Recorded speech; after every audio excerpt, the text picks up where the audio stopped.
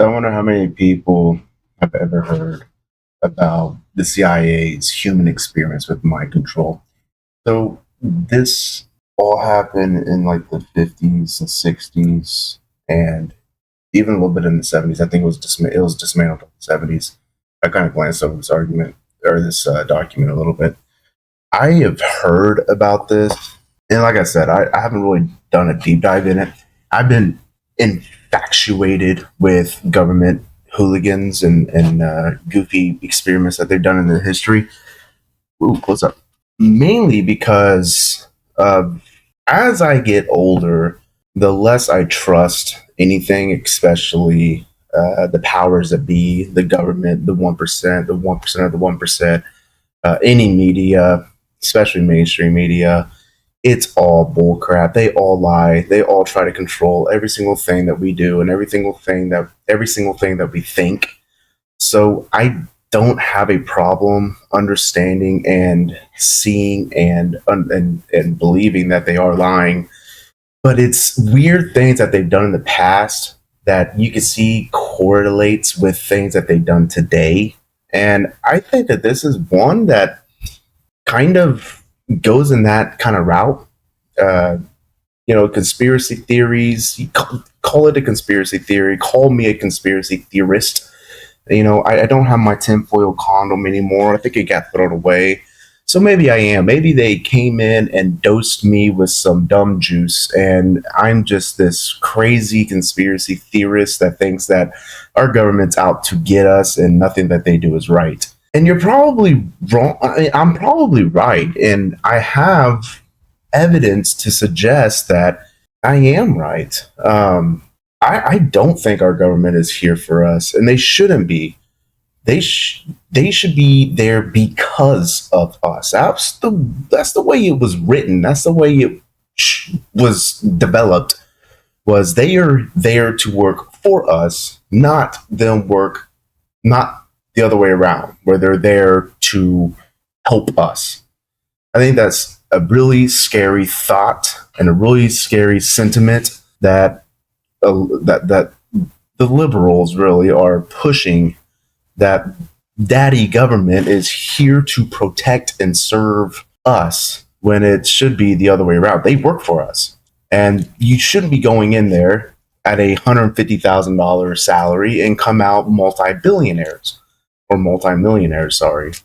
Don't fact check me on that. You probably will. But you got people like Pelosi that has been, and Bernie that has been in there since dirt was invented, that are worth multi-million dollars on a $170,000 income. Doesn't make sense. Something is wrong. Something is awry.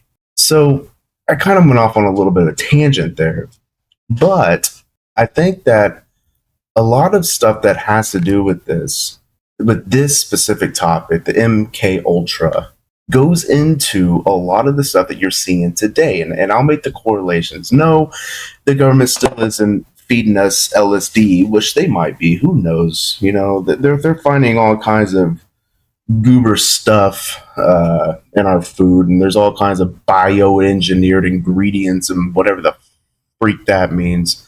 Everybody's growing third toes on their freaking butthole and balls on their chins. So who knows what they're feeding us, really.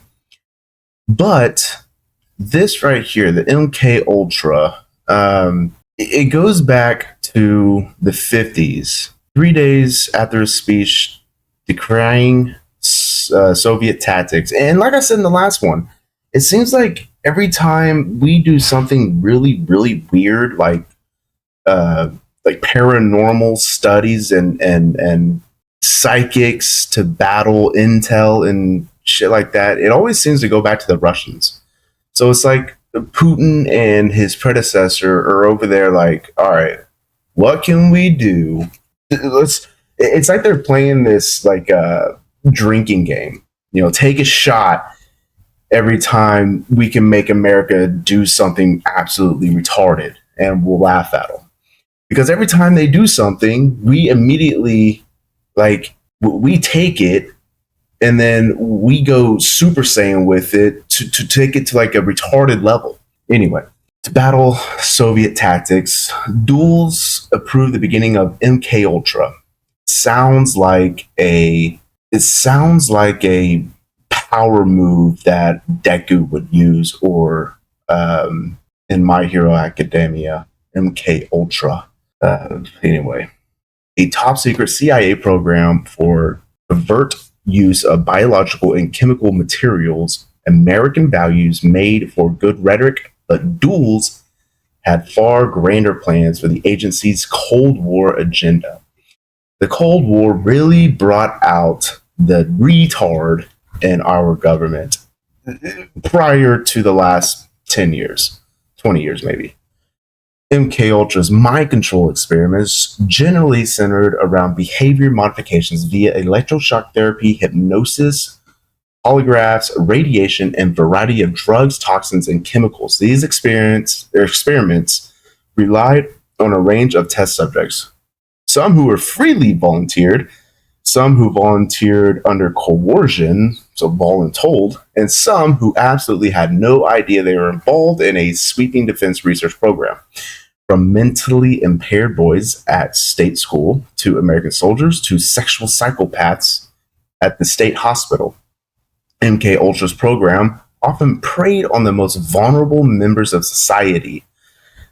The CIA considered prisoners especially good subjects, as they were willing to give consent in exchange for extra recreation time or commune sentences. Whitney Bulger, a former organized crime boss, wrote of his experience as an inmate test subject in MK Ultra. 8 convicts in a panic and paranoid state, Bulger said in the 57 tests to the Atlanta penitentiary where he was serving time. Total loss of appetite, hallucinating, the room would change shapes, hours of paranoia, and feeling violent. We experienced horrible periods of living nightmares and even blood coming out of the walls. Guys turning into skeletons in front of me. I saw a camera change into the head of a dog. I felt like I was going insane. He went insano style. He went ultra nightmare mode. So this is that guy. This would be gangster James Whitney Bulger. This is the guy that was seeing a dog out of a camera, or a camera turned into a dog. Bulger claimed he had been injected with LSD, or acid, had become one of the CIA's key interests for its brain warfare program. Welfare. Might as well have been welfare. As agency theorized, it could be useful in interrogations. In late 40s, the CIA received reports that the Soviet Union had engaged in intensive efforts to produce LSD, and that the Soviets had attempted to purchase the world's supply of chemical. One CIA officer described the agency as literally terrified of the Soviets' LSD program, largely because of the lack of knowledge about the drug in the United States. This was one material that we had never been able to locate and really had potential fantastic possibilities if used wrongly, the officer testified. With the advent of the MK Ultra, the government's interest in LSD shifted from a defensive to an offensive orientation. Agency's officials noted that LSD could be potentially useful in gaining control of bodies, whether they were willing or not. The CIA envisioned applicants, that ranged from removing people from Europe in the case of Soviet attack to enabling assassinations of enemy leaders. It's like that Kingsman movie where the dude, I think he had like a phone and he like typed it in and then everybody started killing each other. That's like, I don't know, man. The CIA back then, they were probably on LSD. I mean, they were on some weird substances to come up with all this goofy stuff to do. And hats off to the Soviet Union, because they were the ones that was like, all right, America, we're doing this. So let's see what you do. And they're just laughing at us about it. I guess. I don't know. It's a goofy thing that we were doing back then. On November 18th, 1953, a group of 10 scientists met in a cabin located deep in the forest of Maryland. Jeez, it sounds like the beginning of a bad porn. After extended discussions, the participants agreed that to truly understand the value of a drug, the unwitting experiment should or would be desirable. An unwitting experiment would be desirable. Is this goober? The CIA's initial experiment with LSD were fairly simple, if shockingly unethical. The agency generally dosed single targets, finding volunteers when they could, sometimes slipping the drug into drinks of fellow CIA employees. Over time, these LSD experiments grew increasingly elaborate.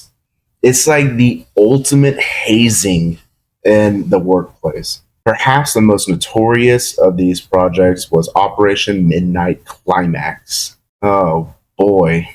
In 55, in San Fran, the CIA was devoting substantial attention to decorating a bedroom. George White oversaw the interior renovations, not much of a decorator. White had a storied career with the Federal Bureau of Narcotics. When the CIA moved into the drug experiments, bringing White on board a top priority. White hung pictures of French can dancers and flowers. He draped lush red bedroom curtains over the windows.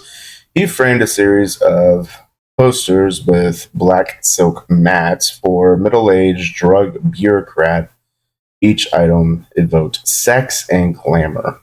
George White wasn't building a normal bedroom, he was building a trap. White then hired Berkeley engineering student to install bugging equipment and a two-way mirror. White sat outside the mirror, martini in hand, and waited for the action to begin. Prostitutes would lure unsuspecting Johns into the bedroom, where the men would be dosed with LSD and their actions observed by White from beyond the mirror. LSD. Oh, it's like bad erotica fanfic. Dude's in this room with a martini looking through a two-way window at some prostitutes bringing Johns in and giving them LSD in this goofy decorated room that's really going to make a wild trip. As payment for their services, the sex workers received small amounts of cash as well as guarantee from White that he'd intercede intercede when the women inevitably had run-ins with law enforcement in the future. Make prostitution great again.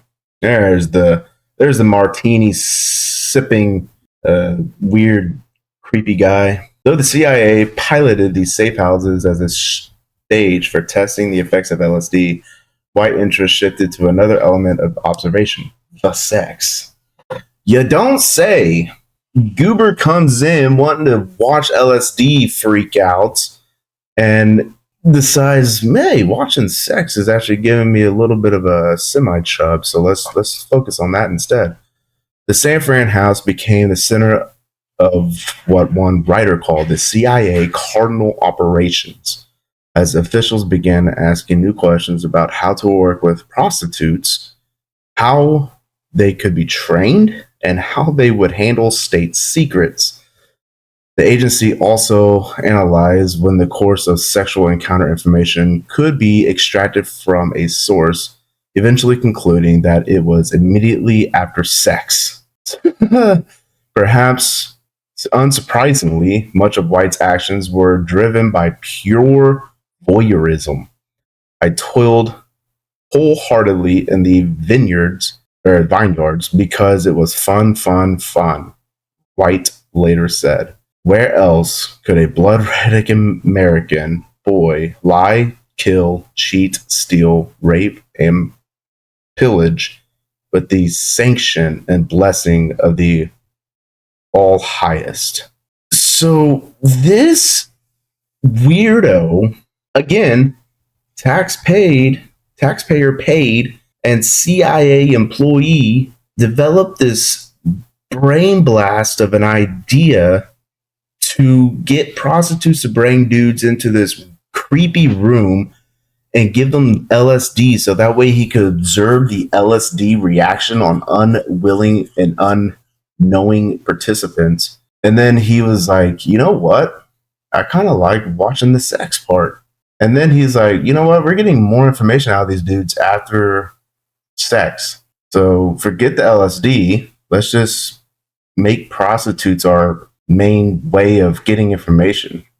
Which, fun fact, man, who is that senator that's in office right now? So, Senator or House Ethics Committee, so Representative Eric Swalwell from California, a Democrat. Yeah, surprise, no surprise there. He was actually probed with sleeping with a Chinese spy, and he actually told secrets to this Chinese spy. So maybe White had something on it. The House Ethics Committee concluded in a 2-year investigation that Representative Eric Swalwell, Jesus, I hate these freaking interactions with a suspected Chinese spy and determined that it will take no further action. Par for the course for the Democrats, really. The committee informed Swalwell the decision in a private letter. This is back in 21. If you're aware, 21 Ethics Committee informed you that it had detained investigation allegations raising a complaint that you may have violated House rules, laws, and understated conduct connection with your interactions with Miss Christine Fang. The committee will take no further action of this matter. The investigation began after the news broke that the alleged Chinese spy had worked on Swalwell's campaign and targeted up-and-coming politicians in California, including Swalwell. She targeted him, diddlied him, and then once he was off, he told some secret stuff to her. And then they were like, the Democrats in the House committee was like, nah, it's all right. Hey, White has something going for him because he was like, you know what? After sex is when dudes will tell you whatever they want to tell you or whatever you want to tell them. The demise of MK Ultra, CIA's experience with LSD persisted until 1963 before coming to a fairly anticlimactic end. John Vance, a member of the CIA Inspector General staff, learned the project's administration to unwitting or non-voluntary human subjects. Through MK Ultra's directors tried to convince the CIA Independent Audit Board that the research should continue. The Inspector General insisted the agency follow new research ethic guidelines and bring all the programs to non-consenting volunteers to an end. So, good on John Vance. He's like, you know what? Maybe, having prostitutes give dudes LSD and then we watch them have sex and then see what they tell them probably isn't a good thing. And by the way, spreading LSD throughout our nation and giving it to each other in the CIA offices as part of this hazing ritual, it seems like, probably isn't the best idea to get people to be brainwashed and mind controlled. So maybe we should go somewhere else and do something else. It's weird, man. Like I said, like back in, and it all stemmed through like the 50s. So fear of brainwashing and a new breed of brain warfare terrified and fascinated American public throughout the 50s, spurred both by the words of the CIA. So words of the CIA. So the CIA already knew how to brainwash people, and I was just telling them whatever the fuck they wanted to tell them, just like they do now. And the stories of brainwashed GIs returning from China, Korea, and Soviet Union. Newspaper headlines like "New Evil Seen in Brainwashing" and "Brainwashing versus Western Psychiatry" offered sensational accounts of new mind control techniques and technologies that no man could fully resist. The paranoia began to drift into American culture with books like The Manchurian Candidate and The Naked Lunch, playing on themes of unhinged scientists and vast political conspiracies. So we have unhinged scientists and vast political conspiracies now. And, we have our biggest medias taking over only one side of politics and continually forever lie and bad name more than half of America and the other side of the political space that they don't like. So it's still happening because colleges, like I said, whenever I was in college, it was nothing but DEI teaching. I witnessed that firsthand. And through that, you could see, I could see how so many people with a college degree are Democrats and liberals because they're brainwashed into believing the nonsense, into thinking that everybody on the right is retarded and all this other crazy nonsense, that it's not true, and that how the right wants to kill everybody and break America and stuff like that. It's not true. If anything, we were closer to our country not existing with Biden in charge, and I say that very loosely, than we are with Trump. I mean, he did great his first term.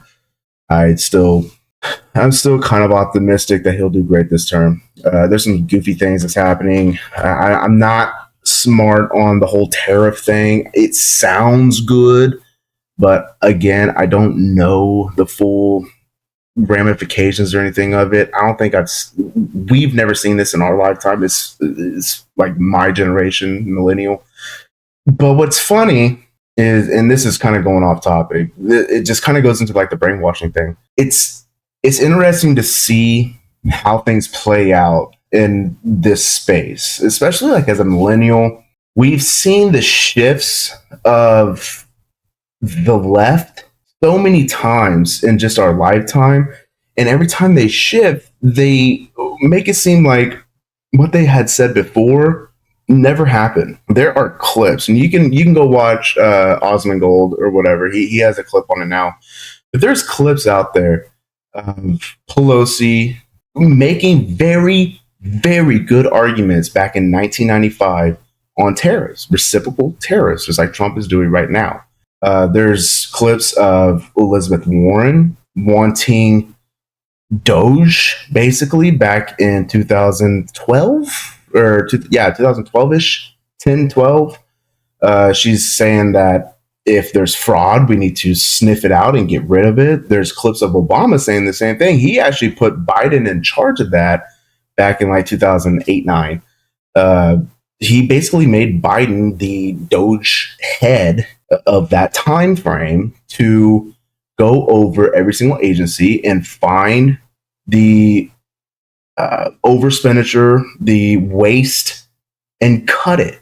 And actually, like, I saw one report that, and we can go over this if you want to. Like I said, I kind of want to put this on the whatever you guys want me to talk about, or whatever you guys want to talk about is what I'll talk about, kind of thing. But just like in a nutshell, yeah, just kind of going off memory. So I don't know the numbers exactly, but I will say I've read this report. It was probably last week that Obama and Biden actually laid off more federal workers than Trump has so far.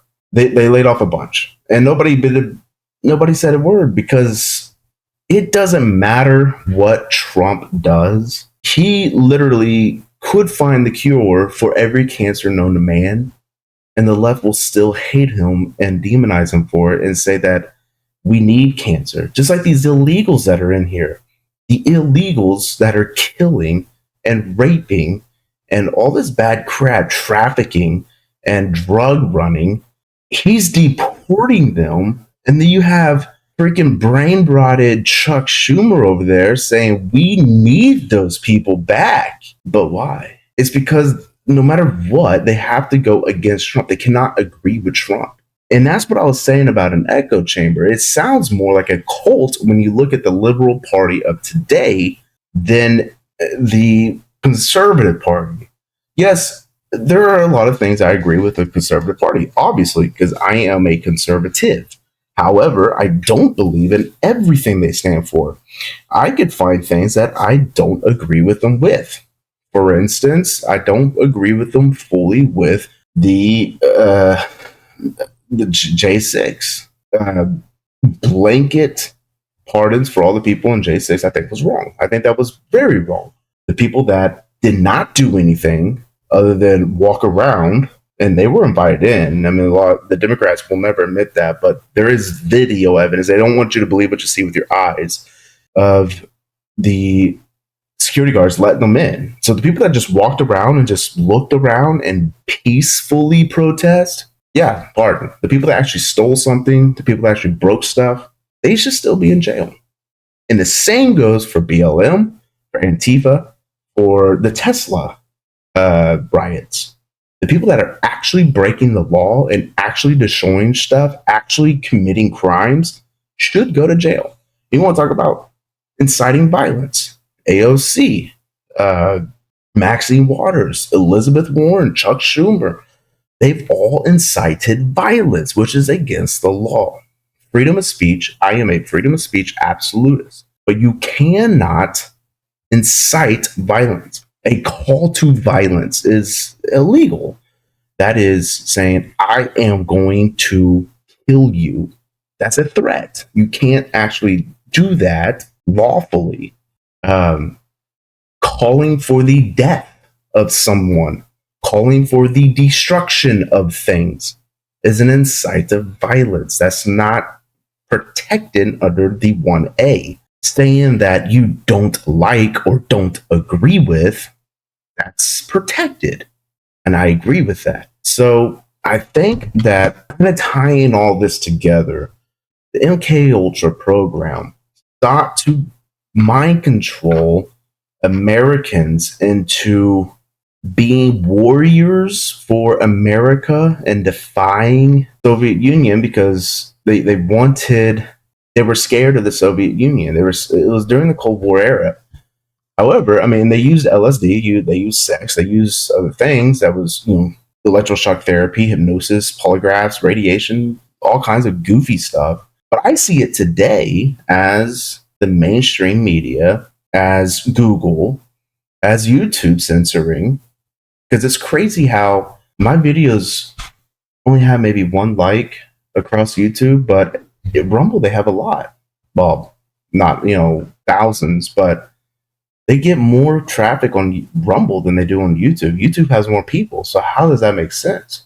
It's because what I talk about is frowned upon by YouTube, so they shadow ban it maybe, or just the algorithm is messed up. But the mainstream media, you Google anything, because when I do research on this stuff, I like to find the most non-biased source, or I like to find different variety of sources.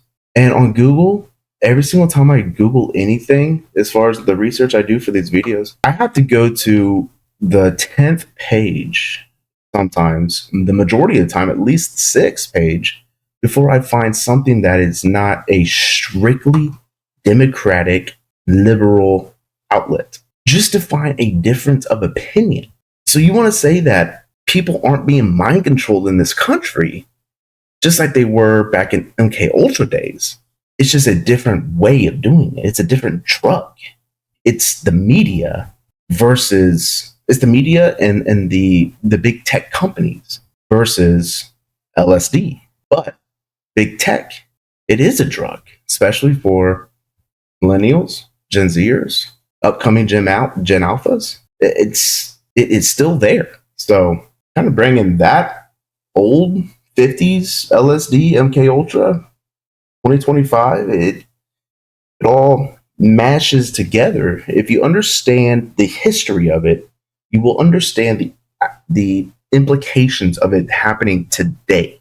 And that's what I love about these conspiracy theories, especially the ones that turn out to be true in nature, and the ones that our government is behind, like especially the CIA. The CIA is all over these places. Ones I'll do in the future is like the wars. You go to World War II, Vietnam, the Gulf War, Mogadishu, Iraq, Afghanistan. All of these things have direct links to our government being involved in the creation of it.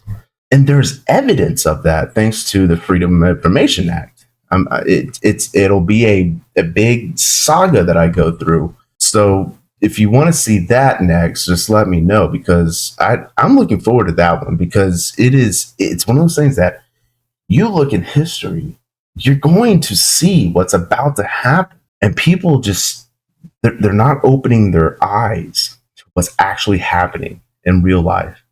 And it's kind of scary, but at the same time, people might not know how. People are so brainwashed right now. I mean, you look at the left, they're saying that conservatives are super dumb. They're retarded. We're deplorables. We're idiots. We're uneducated. You don't have to have college education to use your eyeballs, to read, to look at what's happened in the past and see what's happened in the future. You don't have to have college education to do that. I do have a college education. I couldn't tell you different things. I don't know everything. Just because you have a degree doesn't mean you know shit about anything. Honestly, I didn't learn dick in college. You know what I learned in college? White man bad. Hire the dude that doesn't look like you. And if there's a gay lady, that takes priority. I have a bachelor's in business, and that's what I learned. So who's really retarded? I don't know. Maybe there's something to this MK Ultra. It's just not LSD and hypnosis. Well, it kind of is hypnosis. It's the mainstream media. It's big tech. So I don't know. Something to that. Makes you think. Make sure you hit the subscribe, the follow. If you've reached this far, it means that you stuck around at least. So go ahead and subscribe, follow, leave me a comment. What do you think? I could be way off my rocker. I could be wrong. And that's fine. Hey, if I'm wrong, prove me wrong. I'd love to have a conversation. I would love to sit down or whatever, have a conversation with someone that completely disagrees. A liberal. I want to do that. I want to be able to sit down and just talk. It doesn't have to be called a debate. Just talk. See if we can find common ground. I believe that if we can find common ground, we'll be fine. But the media tells us that we can't. So I don't know if that's possible. The few liberals I have talked to, they immediately resort to name calling and yelling. They won't talk. They won't just have a conversation about, what do you believe? This is what I believe. Where do we go from here? How do we find commonality? So just wanted a little food for thought. See ya.